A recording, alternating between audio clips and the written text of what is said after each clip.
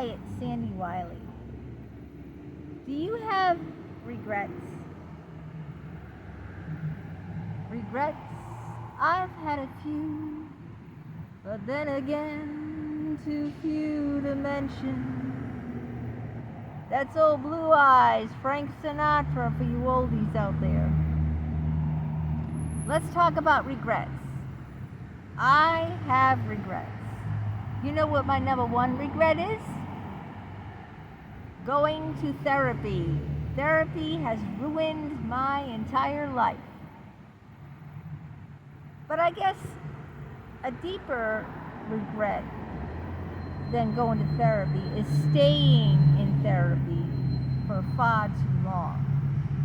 So I think the bottom line for me is staying with things, even friendships, not just therapy, much longer than I should have. I should have gotten out of it long before I did get out of it. So that would be my number one regret. Staying in relationships far too long when, that were hurting me and that I should have gotten away. I should have broken away from it long before I actually did. Because I certainly don't regret getting married. I don't regret having two beautiful children.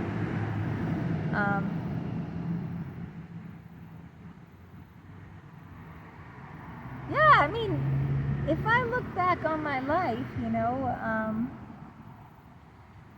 that would be it. That would be my biggest regret, is staying in therapy or staying with friends, staying in relationships much longer than, like, I was in therapy with Richard Geist for 16 years. 16, 1-6. Some people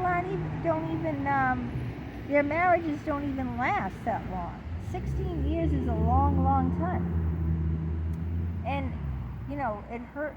That, if you read my books, that relationship just, broke me. My friendship with my best friend Holly, 12 years, and I think I should have ended that friendship a long time before it reached 12 years, I think waiting that long only hurt me. So you have regrets. Why don't you tell me in the comments what your regrets are? But anyway, I don't want to dwell on regrets. So even though that the topic of this video is regrets. So what can I do about my regrets? Actually, you can't go back and undo what you did that you regretted doing, You can't go back in time. You can't space travel. You can't go in a space machine. Beam me up, Scotty. There's no intelligent life down here. You can't go back, and from that point do it over. So then, what do you do about those regrets? Well, for me, going forward, I've learned valuable lessons. And now I can't change my past, but I can change my future by how I react in the present. So this is what I can do. Before, I was very quick to jump into relationships and very, very slow to pull out of them. So I would just jump in, without even looking, and then I would stay for a very, very, very long time. Even when the writing was on the wall that the relationship was going nowhere, that the relationship was detrimental to me, that it was hurting me, I would still say, I wouldn't pull out of that relationship. So I won't have any regrets in the future. What I do now is I don't enter relationships, you know. I'm not saying I'll never enter another relationship, another friendship. I'll never enter another therapy, ever again. I'm never going to another therapist. I learned that lesson the very hard way.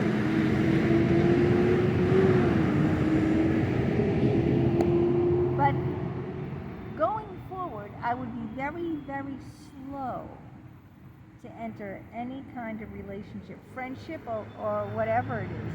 I would be very painfully slow to enter it. I don't need anyone, you see. I'm not, before I thought I did. Before, I thought I needed friends, and, you know, I thought I needed people. I thought I needed therapy. I thought I needed this and that, you see. So I would just dive bomb into a relationship that, you know, I really shouldn't. All the red flags were out, but I wasn't paying attention. Now I don't jump. Now I ask myself questions where I didn't before. I'll ask myself questions, you know. And I think a lot, you know. I overthink now. Before I didn't think at all, you know. Now I overthink, and I think, you know, why does this person want to be friends with me? Does this person need something from me? They need something and they're going to use me? Because I've been used before in a lot of relationships, including with psychologists. They used me. They sexually exploited me. So now I ask myself questions. And I don't jump in anymore, you know? Now, if I were to enter another relationship, a friendship, I'd go into it very slowly and keeping my eyes peeled wide open.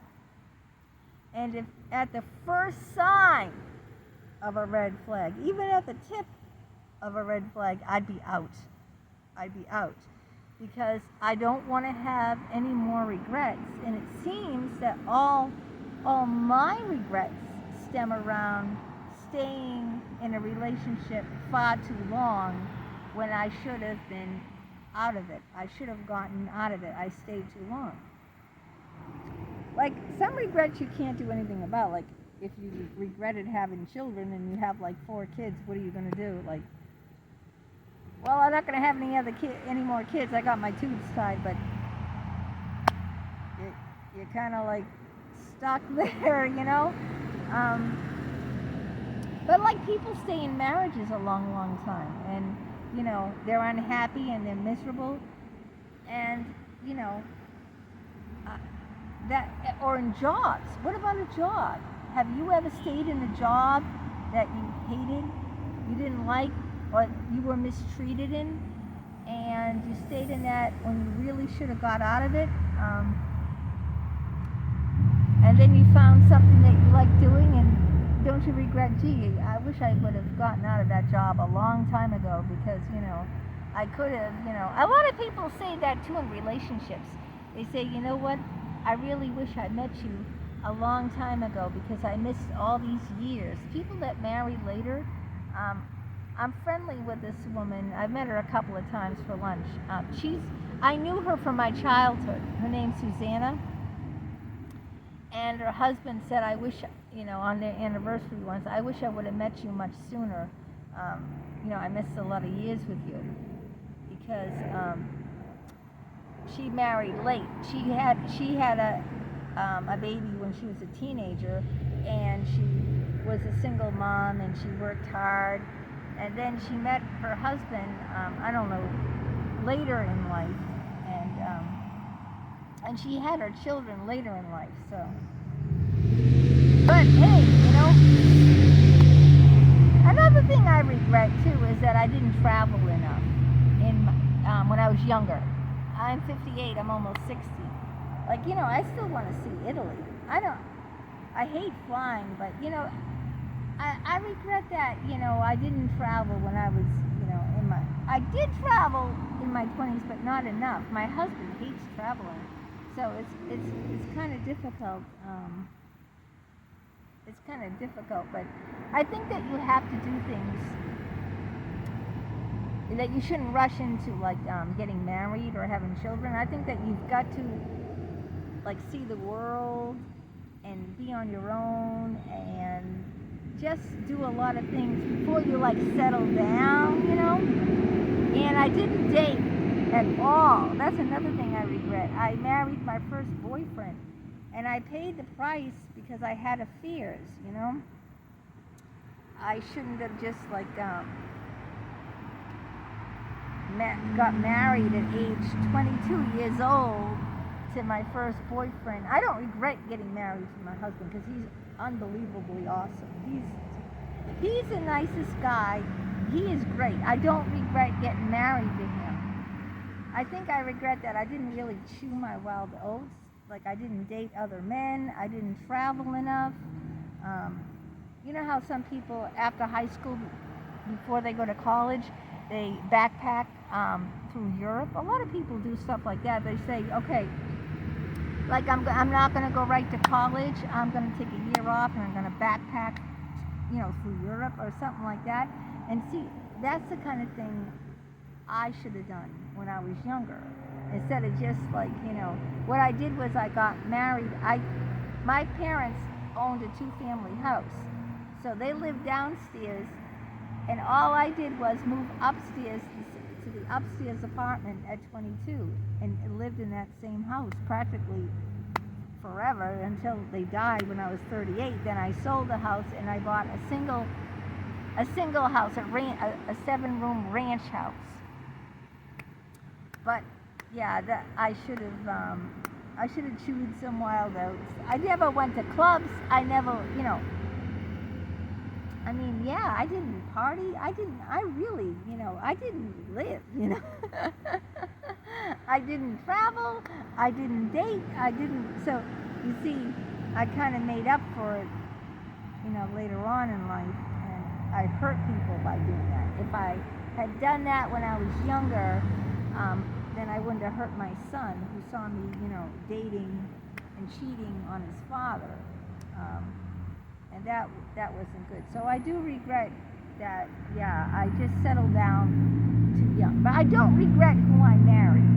I don't regret staying married to Andrew. That's his name, Andrew.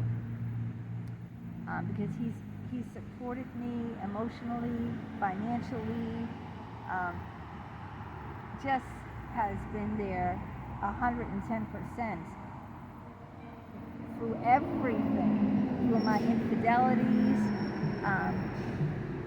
through my infertility, through my horrible weight gain, through my unemployment, through my psychoses, through my borderline personality disorder.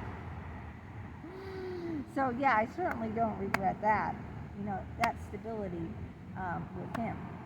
But I still think I should have, you know, chewed some wild oats, traveled, and you know, party, you know, be single. I never really was single, you know. That's just it. I went from living with my parents to meeting my husband at 18, and like I never really was single. You know what I mean? I didn't live the single life. And then I started living the single life when I was married in my 30s. I started, you know, cheating. And that's not good. So I do regret doing that. But I think through your regrets, you got to learn, you know, what can I do now? What can I do different in the present so that I won't have any more regrets in the future? What did I learn about what I did that I regret? What did I learn? You have to take the lesson, okay? Take the lesson from what you did in the past that you regret. Learn from that so that you can change that behavior so that you won't have any more regrets in the future. And that's what I'm doing now.